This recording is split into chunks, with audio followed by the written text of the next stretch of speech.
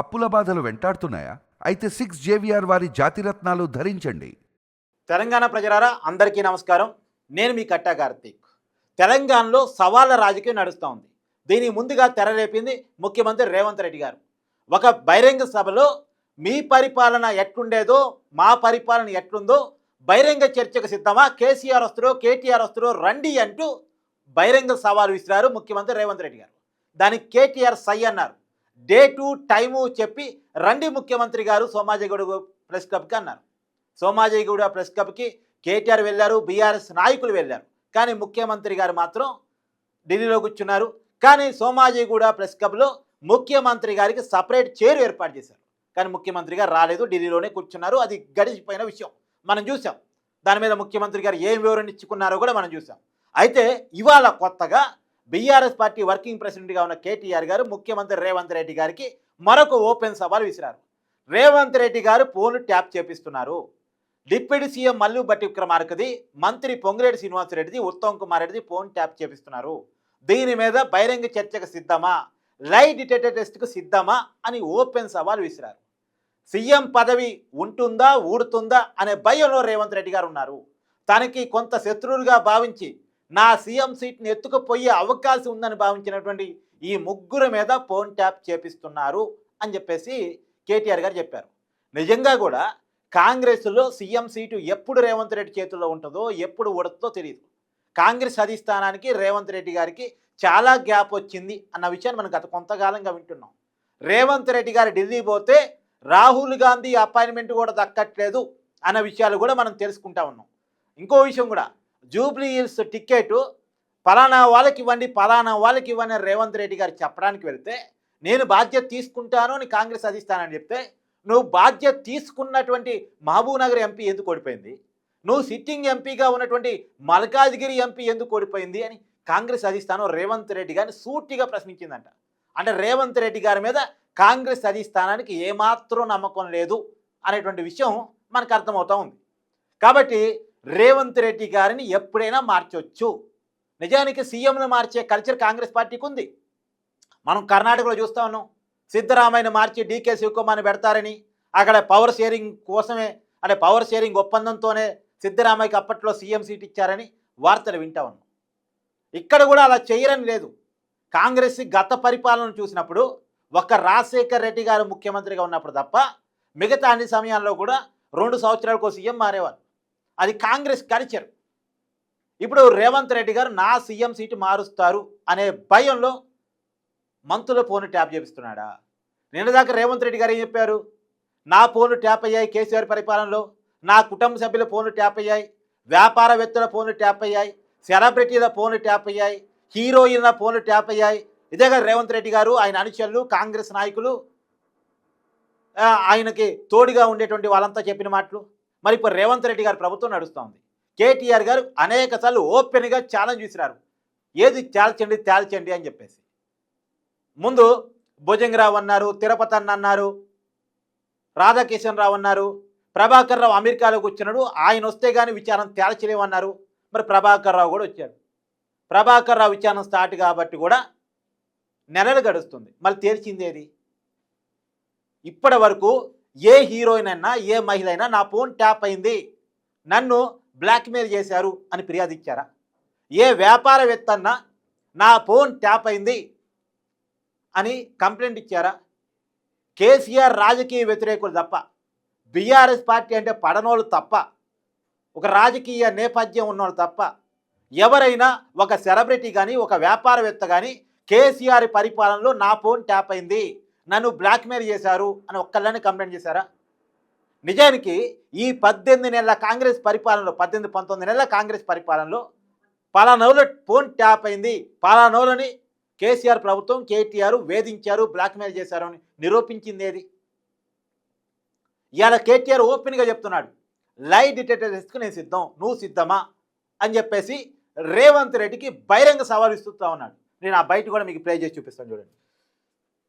సూటిగా అడుగుతా ఉన్నా, దమ్ముంటే మగాడు అయితే చెప్పు, నీ సీటుకు ఎవడెసరు పెడతాడు అని చెప్పి, నీ సీటుకి ఎవడెసరు పెడతాడు అని చెప్పి ఇవాళ డిప్యూటీ సీఎం భట్టి విక్రమార్క, అదేవిధంగా రెవెన్యూ మంత్రి పొంగులేటి, అట్లాగే ఉత్తమ్ కుమార్ రెడ్డి ఇరిగేషన్ మంత్రి, వీళ్ళ ఫోన్లు నువ్వు ట్యాప్ చేయట్లేదా ఈరోజు?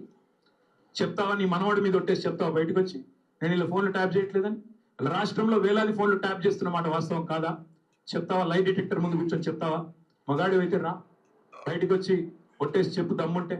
చేసేది దౌర్భాగ్య పనులు, గలీజ్ పనులు, మీదికెళ్ళి పెద్ద పెద్ద మాటలు.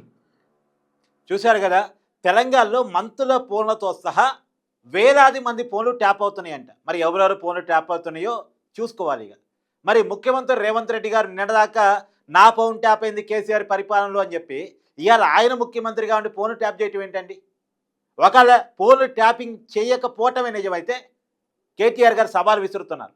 లైట్ డిటెక్టర్ సిద్ధమా, ప్రమాణానికి సిద్ధమా, నేను వస్తానని చెప్పేసి కేటీఆర్ సవాల్ విసురుతూ ఉన్నారు. మరి దీనికి రేవంత్ రెడ్డి గారు ఏమైనా స్పందిస్తారా? గతంలో ప్రెస్ క్లబ్కు రాకుండా ఢిల్లీలో కూర్చున్నట్టే కూర్చుంటారా? నిజానికి బహిరంగ చర్చ జరగాలి. అమెరికాలో కనుక ఓపెన్ డిబేట్ జరిగినట్టు మనకాడు కూడా కొంత ఓపెన్ డిబేట్ జరగాలి. ఎందుకంటే ప్రజల వ్యక్తిగత భద్రతకు సంబంధించిన విషయాలు ఇవి. ప్రజల వ్యక్తిగత భద్రతకు సంబంధించిన విషయాలు ఇవి. ఎవరి ఫోన్లు ట్యాప్ చేస్తున్నారు ఆరోపణలు కాదు, నిజాలు కావాలి. వ్యక్తిగత అంశాలు కదా, భద్రతకు సంబంధించిన అంశాలు కదా. కాబట్టి ఖచ్చితంగా ఈ విషయాలు ప్రజలకు తెలవాల్సిన అవసరం ఉంది ముఖ్యమంత్రి రేవంత్ రెడ్డి గారు. నిన్నదాకా మా ఇంట్లో ఉన్న వాళ్ళ ఫోన్లు కూడా ట్యాప్ అయ్యాయని ఆరోపించారు రేవంత్ రెడ్డి గారు. ఇక ఏకంగా మంత్రుల ఫోన్లు ట్యాప్ చేపిస్తున్నారు అంటే నిజంగా కూడా ముఖ్యమంత్రి పదవి అనే ఉంటుందా ఊడుతుందా అనేటువంటి భయంలో ఎప్పటికీ కాంగ్రెస్ పార్టీలో ఉన్న నాయకులు ఉంటారు. అది రేవంత్ రెడ్డి గారి కాదు, ఎవరున్నా ఉంటారో ఒక రాజశేఖర రెడ్డి గారు మినహాయిస్తే. ఆయన ఆ హోల్డింగ్ తెచ్చుకోగలిగారు, రేవంత్ రెడ్డి గారికి ఆ హోల్డింగ్ లేదు. ఇలా కాంగ్రెస్ పార్టీలో ఏకంగా రేవంత్ రెడ్డి గారే ఒక ఛానల్లో చెప్పడం మనం విన్నాం, మంత్రులు సహకరించట్లేదు, ఎమ్మెల్యేలు సహకరించట్లేదు, ఎమ్మెల్యేలు మాట వింటలేదు. ఇలా రేవంత్ రెడ్డి గారిని ఒక మాట అంటే మంత్రులు ప్రెస్ మీట్ పెట్టే పరిస్థితి కూడా లేదు రేవంత్ రెడ్డి గారి సపోర్ట్గా. పైగా కాంగ్రెస్ పార్టీలో ఎవరికి వాళ్ళు నేనే ముఖ్యమంత్రి అనుకునేటువంటి కల్చర్.